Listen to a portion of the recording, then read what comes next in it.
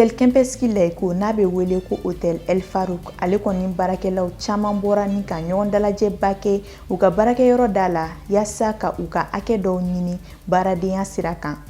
Nin de bi kunnafoni la kumaba ye ni Ala sɔnna ma an bɛna caman wɛrɛ fara minnu kan k'o lase aw ma.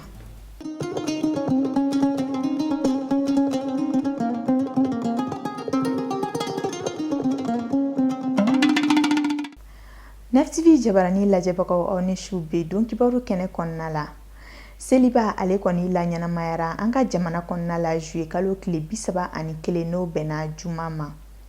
Selikɛnɛw jiginen kɔ dutigiw kɔni ye u ka layasagaw kantigɛ. Aw ɲɛ bɛ Bamakɔ selilama ale kɔni jaw de la ni waati in na. O bɛɛ tɛmɛnen kɔ maaw ye dugawu kɛ Mali ani malidenw ye ko Ala ka Mali kɔsuma ni ka kanda halisa ko Ala ka malidenw bɛn kelen ma yaasa gɛlɛyaw bɛ se ka wuli ka bɔ an ka jamana kan togoya min na. Olu tɛmɛnen kɔ ka bɔ yen jateminɛw y'a jira k'a fɔ ko hali ni gɛlɛya bɛ an ka jamana kɔnɔna la Seliba ale kɔni la ɲɛnamayara kosɛbɛ hɛrɛ ani baden ani nisɔndiya kɔnɔna la. An bɛ dugawu kɛ Ala ka seliba wɛrɛ jira an kɛnɛmana. O tɛmɛnen kɔ ka bɔ yen bi sɔgɔmada in na utukalo tile 3 san 2020 Hôtel Layko Kempinski n'o ye dunanjigisoba ye an ka faba kɔnɔna la o baarakɛla dɔw kɔni wulila ni ka dusumakasi yira u ka baarakɛyɔrɔ da la ka sababu kɛ u ka hakɛ dɔw ɲinini ko ye n'o dɔ ye u ka kalo 5 sara ye ani fɛnɛ u ka baarakɛlaw bɛ ka bagabagali mun kɛ ka ɲɛsin ma n'o ye k'u bila ka bɔ baara la. Idrissa Badimi ale ni Tijani Sidibe olu tun b'a kɛnɛ kɔnɔna la o ye mun sɔrɔ an ye an ka jɛ an ko lajɛ. Bamakɔ dunanjigisoba min bɛ wele ko Hôtel Kempinski ni dɔw yɛrɛ b'a wele ko Hôtel Layko walima Hôtel Farikou n'a cogo bɛ bada la Pont des Martyrs yɛlɛnda la ale yɛlɛmana bolo wɛrɛ kan o yɛlɛmali kɔni kɛra sabu ye ka degun lase a cakɛlaw ma o de hokumu kɔnɔna na bi sɔgɔmada in na u bɔra k'u ka nisɔngoya jira kosɛbɛ. Ni y'an kalo 5nan de ye kalo 5 salaire ma di mɔgɔ si ma donc hôtel gestionnaire kɔrɔ a ye gestion passé mɔgɔ dɔ ma ko Granada an t'u dɔn u n'a ma sigi ka fɔ foyi kɛ u nana ka na baarakɛlaw bila kɛnɛ ma mani militari papier ma di mɔgɔ si ma k'a fɔ i bɛ kɛnɛ ma nin de la u ma droit di mɔgɔ ma u tɛ ka sara di u tɛ ka foyi kɛ. U ka lafasatɔn kɔni wulila ka se an ka jamana cakɛda minnu ɲɛsin bɛ baarakɛlaw lafasali ma nka a ko kɛra u bolo jigilatigɛ ye baw u taara sɔrɔ u bɛɛ lajɛlen da bɛ file kelen na. An ye autorités saisi parce que an ka recours fɔlɔ inspection de travail de an ye inspection saisi an y'a sɔrɔ inspection yɛrɛ informé no déjà de ce qu'ils vont faire parce que u y'a f'u ye de k'u bɛ mɔgɔ licencier. Inspection yɛrɛ plan de licenciement d'u ma u kan ka procéder cogo min na k'an labɔ hôtel kɔnɔ k'an lataga congé forcé la n'an bɔra congé la u b'an bila ka taa congé technique la 3 mois sans salaire n'an bɔra o la u bɛ lettre de licenciement d'an ma k'an bila ka taa so. Inspection n'u yɛrɛ ni fiyɛlɛ bɛɛ de tigɛ Ala y'a kɛ an yɛrɛ wulila ka se inspection ma an bɛ taa ɲɛɲini an taara inspection directeur yɛrɛ de y'i da se ni kuma in ma k'ale ko olu n'u bɛnna na ka sɔrɔ fɛn ma fɔ an ye kun tɛ se ka di kuntigi kɔ donc o yɔrɔ la an ko an tɛ jɛn n'o ye sariya de bɛ jamana kɔnɔ mais sariya min bɛ jamana kɔnɔ an y'a faamu ni siɲɛ ye ko ja an ka jamana t'a denw fɛ jamana t'a ka sariya fɛ parce que jamana den ni wulila ka se sariyatigiw ma ka i ma kasi logiquement u kan k'i ka ma kasi ta en charge k'a f'i ye karisa i jo b'a la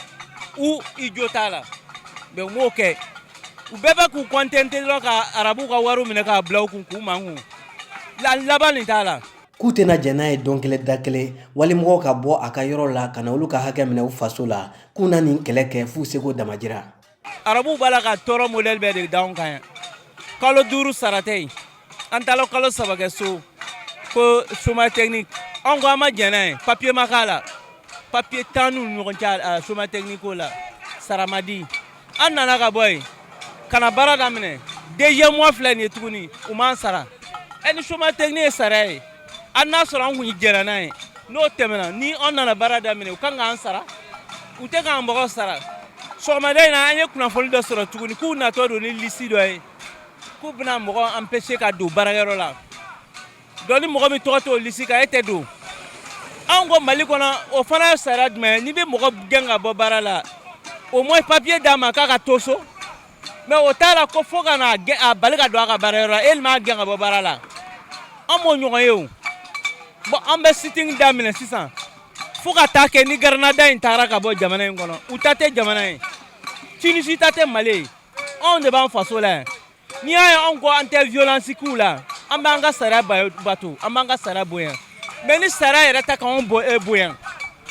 min bɛ bɔ a la o bɛ bɔ a la o t'anw ka laɲini bele dɛ o ye Mali autorités ka laɲini de ye parce que u bɛɛ informé len don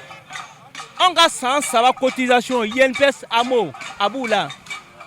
u tɛ kan ka sara INPS ye san 3 a wari bɛ taa fo 400 millions na dɔw yɛrɛ b'a 400 millions kan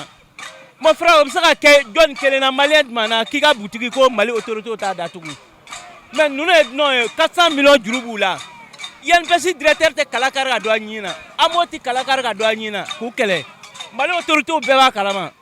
ni y'anw faso de ye an tɛ jɛnɛ ye mɔgɔ k'an faga an faso kɔnɔ an bɛ sa k'an to kɛlɛ la an t'a kɛlɛ dabila Mali autorités n'u t'u jɔ u jɔda la u mana min ye u ka laɲini don. Denbayatigi bolo bɔli baara la a bɛ na ni gɛlɛya caman ye a ma a ɲininen bɛ an ka jamana kɔnɔ cakɛda minnu sigilen bɛ ka baarakɛlaw lafasa u ka ni maa ninnu dɛmɛ walasa u bɛ se k'u ka hakɛ sɔrɔ cogoya min na. M5 RFP ni o ye mouvement du 5 juin rassemblement des forces patriotiques ye o jɛkulu min kɔkɔrɔma donnen bɛ maliden caman fɛ olu y'a laɲini ka to u ka banbanciya walew kɛli la fasodenya sira kan yaasa jamanakuntigi Ibrahim Boubacar Keita ale n'a ka fanga kɔnɔkan kan ka se akɛla fo u bɛ fanga bila ka sababu kɛ jamana marako jugu ye u tun bɛn'a kan k'a fɔ u bɛ dansigi u ka kɛwale ninnu na yaasa Seliba ale kɔni ka laɲɛnamaya hɛrɛ kɔnɔna la Seliba kɔni tɛmɛna u ka wulikajɔ ninnu bɛ lahalaya jumɛn na ni waati in na Idrissa Bazimi ale bɛna ɲɛfɔli kɛ an ye. M5 RFP tun ye laɲini min kɛ ko ni seli tɛmɛna k'u na tɛmɛ désobéissance civile n'o ye sariya sɔsɔ walew ye k'u na tɛmɛ o walew fɛ jateminɛw y'a jira k'a fɔ k'u ka laɲini ma sabati ten kosɛbɛ ka sabu kɛ taa ni ka segin tun ka nɔgɔ bi sɔgɔmada in na Bamakɔ kɔnɔna na. An ye kunnafoni minnu sɔrɔ kunnafoniw y'a jira k'a fɔ k'u kɔni sera ka an ka foroba cakɛyɔrɔ damadɔ kɔni bali ka baara kɛ Kalabankura yanfan fo ka taa se Kalabankura yanfan ma mototigi damadɔ k'o fana farala ɲɔgɔn kan Kalabankura rond-point na ka taa ni ka segin gɛlɛya o yɔrɔnin ninnu na kosɛbɛ. A jirala k'a fɔ k'u ka bi baara lafuli kun tɛ dɔwɛrɛ ye k'u ka tɔnden caman kun t'an bɛ seli kɛ u ka dugu la. K'aw ladɔnniya k'a fɔ lakana tigilamaaw tun bɛ Bamakɔ fan caman fɛ bi sɔgɔmada in na. Alisa M5 RFP maaw n'u kɔkɔrɔmadonbagaw ka wulikajɔ bolo kan jamana kɔnɔdenw dɔw y'a jira k'a fɔ ko siraw tigɛli foroba cakɛdaw minɛli ko tɛ fɛɛrɛ ɲuman ye nka o fɛnɛ tɛ dɔw hakilina ye jamana kɔnɔdenw hakilina taara Aminata Daɲɔ Mariam Sako ale ni Umar Traoré fɛ. Désobéissance civile donc u ko k'a bɛ article kɔnɔna la n'o ye Mali yɛrɛ sariya gafe kɔnɔna ye ko sariya sɔsɔ tɛ donc bon jamana ɲɛmɔgɔw yɛrɛ de farala ɲɔgɔn kan k'u hakili fara ɲɔgɔn kan ka sariya in sigi ka yira k'a fɔ fɛn min don ni jamana tɛ ka fonctionner ka ɲɛ donc a wajibiyalen don jamanakɔnɔdenw kan ka fara ɲɔgɔn kan donc ka muruti bolo da a bɛ fɔ o de ma désobéissance civile u bɛ t'u sigi État ka baarayɔrɔw la donc u bɛ yaala-yaalaw kɛ mais en fond bɛ k'a kɛ cogo min na donc dan kana kari kow la parce que ka taa sira tigɛ ka to sira kan fo mɔgɔ bɛ taa kɛ mɔgɔ saw tɛ parce que a fɔra ko tagama min bɛ kɛ gidɔrɔn sanfɛ a bɛ kɛ aw bɛ dɔɔnin kɛ ni embouteillage dɔɔnin créé la aw bɛ tila ka bɔ yen mobile bɛ tɛmɛ donc ni u sera k'a ɲɛfɔ mɔgɔw ɲɛna a forme yɛrɛ kan donc a ka ca Ala fɛ laɲiniw bɛ sabati quoi donc Mali ko in kɔni bɛ cogo min na nin bɛɛ ye taabolo dɔ de ye min bɛ se ka président fɛnɛ bila a ka se ka réagir ka fɛn dɔw kɛ sabula olu fɔlɔ de ye sariyaw sɔsɔ n'i y'a ta k'a lajɛ ale ko k'a tɛ se ka fɛn o fɛn kɛ ni jama wulila ka muruti bolo da e b'o kɛ donc cela veut dire que i b'i yɛrɛ assumer fɔlɔ donc ka mɔgɔw bila k'a dɔn k'a fɔ vraiment n bɛ se ka nin kɛ n'i y'o kɛ donc ni mɔgɔw y'a dɔn k'a fɔ i dɛsɛra u b'i dɛmɛ baara la mais ni tant que ni mɔgɔw ma wuli ka kana gɛlɛya ta k'e sɛgɛrɛ e ti wuli k'a réagir donc o kɔni ne hakilina ye ko in na président k'a lajɛ. M5 mɔgɔw ka désobéissance civile ko in n'i ko ko n ka kuma kan n bɛ kuma kan yɔrɔ fila de la. Yɔrɔ fɔlɔ ye min ye o ye jamana yɛrɛ ka côté ye u ka laɲiniba min bɛ yen n'u bɛ laɲini min ɲini na parce que n'i bɛ laɲini kɔ i bɛ se ka taa ni ko caman ye mais olu y'a préféré ka désobéissance civile ta comme u ka argument. Bon o désobéissance civile ko in ne yɛrɛ kɔni bolo n'a bɛ sariya kɔnɔ a ka ɲi mais a bɛ ka kɛ cogoya min na o fana ne fɛ o t'a cogoya siratigɛ min b'a la yen an b'o faamu n'a y'a sɔrɔ n'u tun bɛ se ka désobéissance civile ɲɛfɔ an ye cogoya min na wɛrɛ la mais ala siratigɛ ko an m'a faamu an b'o yɔrɔ faamu ala ne yɛrɛ kɔni bolo a kɔni taabolo a ka ɲi parce que n'i bɛ kɛlɛ kɛ faut k'i ka argument dɔ sɔrɔ i bɛ se ka min fɔ jama ye don n'a nataw la parce que a kun ye olu yɛrɛ bɛ baara min na bɛɛ ka bɔ a kalama u bɛ min na. Min bɛ ka kɛ jamana kɔnɔ bi an b'a ye a bɛ se ka kɛ pression de kan ka kɛ jamana kɔnɔ puisque jamana kɔnɔdenw sɛgɛnna bon mɔgɔ n'i sɛgɛnna i b'i ka hakɛ de ɲini n'i ka hakɛ ɲini i ka hakɛ bɛ d'i ma mais ni i sigi ko ala bɛ yen ala bɛ kɛ mais ala ko bɛɛ ka wuli k'i ka hakɛ de ɲini n'i ka hakɛ ɲini n'i ka hakɛ ma sɔrɔ ala bɛ sɔrɔ k'a kɛlɛ kɛ an bɛ yɔrɔ min na bi minnu bɛ ka wuli k'u ka hakɛ ɲini u n'a ka kan o u n'a ka kan bon n'o ka hakɛ ma sɔrɔ ala bɛ sɔrɔ k'i sen don a n'ala ye sen dɔrɔn o ye maliko bannen ye parce que f'an ka wuli de k'an ka hakɛ ɲini an ka ɲɛmɔgɔw fɛ minnu tɛ baara la kɛnɛyako kalanko et puis baloko tant que n'o ma ɲɛnabɔ jamana in kɔnɔ maliyɛn tɛ lafiya maliyɛn kelen bɛ yen bi i bɛ taa sɔrɔ kelen bɛ ka mɔgɔ miliyɔn kelen ɲini wari dun ka segin n'a ye a t'a tɔɔrɔ a tɛ foyi adamaden parce que yɛlɛma kɛra kosɛbɛ yɛlɛma kɛra kosɛbɛ munna yɛlɛma kɛra kosɛbɛ c'est f'an anw yɛrɛ dɔn anw ye jɔn ye e ta ne kan ka ɲugu a la sani n b'a dun mais maliyɛn bɛ fɛ de k'i ta dun k'a sɔrɔ k'o ye cɛya cɛya t'o ye dɛ a bɛ fɔ o de ma ko halaki bon an ka jamana bɛ ka taa halaki bolo kan ala ka bɛɛ lajɛlen kisi o ma pourquoi puisque an bɛ yɔrɔ min na bi ne ke e ka hakɛ minɛ k'a dun i bɛ taa jateminɛ dɔ ye école kɛ san jojoli ka ba école la ale kan ka bila administration min na ka baara kɛ yen o bɛ taa mɔgɔ wɛrɛ ta ka bila o baarakɛyɔrɔ la e k'i o tigi t'o dɔn bon là c'est grave min ye kalan min kɛ bɛɛ jɔyɔrɔ ka d'i ma n'i ye baara min kɛ i ka hakɛ kan ka d'i ma de mais ni hakɛ ma d'i ma nana ni tɔɲɔ ye dɛ bon an kɔni bɛ min fɔ bi est ce que y'a faamu ɲɛmɔgɔw ka sabali u ka mɔgɔw ka hakɛ lasegin u ma u ka sabali u ka hinɛ jamana in na jamana in sɛgɛnna an ɲɛ bɛ an suyɔrɔ jamana caman na bi mali kun ka fisa a bɛɛ ye mais bi est ce que u bɛɛ ka fisa mali ye ka da mun kan hali bɛ taa jateminɛ dɔw bɛ u tɛ seli mais u bɛ adamaden ka hakɛ sigi dɛ n'i ma mɔgɔninfin ka hakɛ sigi a ma nɔgɔn dɛ. Ne bolo mali ko tɛ tuguni quoi yɛrɛ kow de don o ye ne yɛrɛ bolo ye sinon o bɛɛ minnu fɛn fɛn tun bɛ yen a bɛɛ tun bɛ bɔ a ka gouvernement na o i y'a faamu mais u taara vote la o u si ma 1% sɔrɔ vote la mais avant ça u bɛɛ tun bɛ bɔ a ka gouvernement na bɔ a ka gouvernement na u si ma démissionné o k'a fɔ ni problème bɛ yen i y'a faamu tiɲɛli fɛn fɛn kɛra buwa kelen m'a kɛ u ni buwa de jɛra k'a kɛ bon u kana t'u dogo silamɛya kɔfɛ silamɛw kɔfɛ k'u bɛ bɔ n'u ka kow ye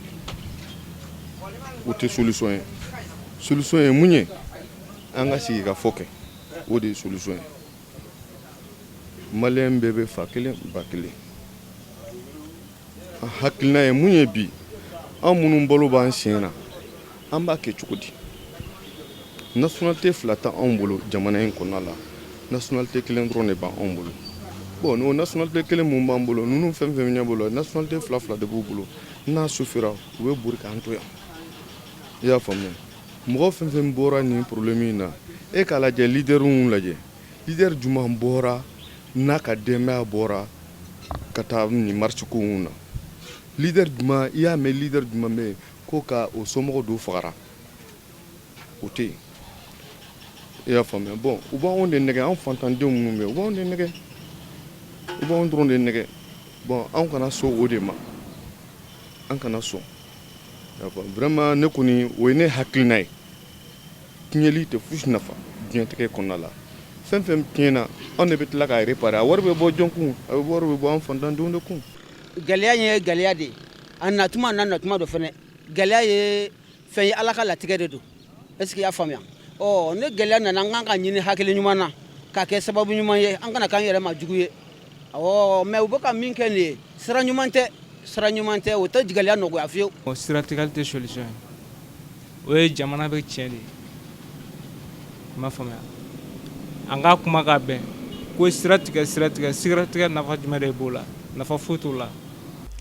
An b'a fɔ Ala ka hakili ɲuman di halisa jamana marabagaw ani jamana kɔnɔdenw yɛrɛw ma. O tɛmɛnen kɔ ka bɔ yen diɲɛ seleke 4 kibaruya dɔw labɛnnen bɛ an bolo an ka jɛ an ka ɲɛmada olu fɛ.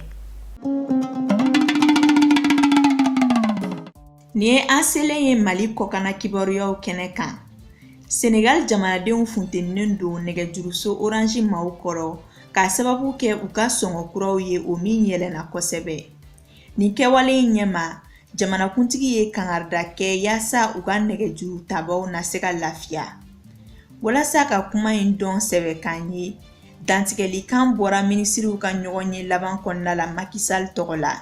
Dantigɛlikan in y'a jira k'a fɔ ko jamanakuntigi y'a ɲini ARTP maaw fɛ k'u ka lakɔlɔsili kɛ kosɛbɛ nɛgɛjurutigiw ka baaraw kɛcogo ɲuman na ani u ka sɔngɔw ka bɛrɛbɛn bɛɛ ma. U y'a jira k'a fɔ ko hali ni jamanakuntigi Macky Sall ma orange so ta a tɔgɔ ma ko siga t'a la k'a fɔ ko a kan bɛ olu de ma. Kunnafoni in bɔra ko ACI kunnafonidilaw yɔrɔ Senegal jamana kan. Bi ye Niger jamana ka yɛrɛma hɔrɔnya laɲanama don ye. Hakilina jiginna août kalo tile 3 san 1960 de kɛra yɛrɛma hɔrɔnya sɔrɔ don ye Nigériens fɛ. O san 60 ye bi ye n'o bɛnnen bɛ tɛnɛn août kalo tile 3 ma san 2020. An bɛ an kunda Afghanistan kan. A jirala k'a fɔ mɔgɔ 20 bɔɲɔgɔnkɔ de bɔnɛna u ni na binkani wale dɔ senfɛ kaso dɔ kɔnɔna la Afghanistan tilebiyan fan fɛ jadisi jɛkulu dɔ fɛ n'a bɛ wele ko État islamique. Ko kisɛtigi dɔw ye kisɛci dunnen dabɔ karidon août kalo tile 2 wuladayan fan fɛ Jalalabad kaso dɔ la Talibankaw ani État islamique mɔgɔ minɛnenw caman datugulen bɛ kaso min na. Bɛn ma kɛ maatanyalenw da la halisa sabula kɛnɛya tigilamɔgɔw y'a jira k'a fɔ ko maa 20 olu de bɔnɛna u ni na nka dugu in marabagaw ɲɛmɔgɔ y'a jira k'a fɔ ko maa 21 de don. Kunnafoni in dira bi sɔgɔmada in na Jalalabad marabagaw fɛ. Bi kunnafoni surumaniw bɛna kuncɛ ni Faransi jamana ye. Kasaraba min ye Paris l'église ba sɔrɔ n'a bɛ wele cathédrale Notre-Dame o kɛli san 1 ani kalo 4 kɔfɛ l'église orgue n'ale de bɛ mankanba bɔ o lakurakurayali daminɛna bi août kalo tile 3. U y'a jira k'a fɔ ko mankanbɔla in ma jeni nka tiɲɛli nɔ caman yera a la. Ko nin baara in bɛna daminɛ ni mankanbɔla in bɛɛ walangali de ye fɔlɔ k'a minɛnw bɛɛ saniya ni ka sɔrɔ k'a bɛɛ kalanso ɲɔgɔnna kelen kelen. Jamanakuntigi Emmanuel Macron ka laɲini ye a ka se ka mankanba bɔ avril kalo tile 16 san 2024 na n'o bɛ bɛn ni cathédrale jenini san 5nan ye. Net TV jabarani lajɛbagaw kunnafoni min tun labɛnnen bɛ an bolo ka bɛn bi tɛnɛn août kalo tile 3 ma san 2020 ka lase aw ma o de tun ye nin ye. Kunnafoni minnu labɛnna ni ka lase aw ma fasiri jama bɛɛ ka cɛsiri kɔnɔna la. An b'aw fo yan fo aw sigiyɔrɔ la Mali kɔnɔ ani Mali kɔ kan. Aw kan bɛn waati wɛrɛw la.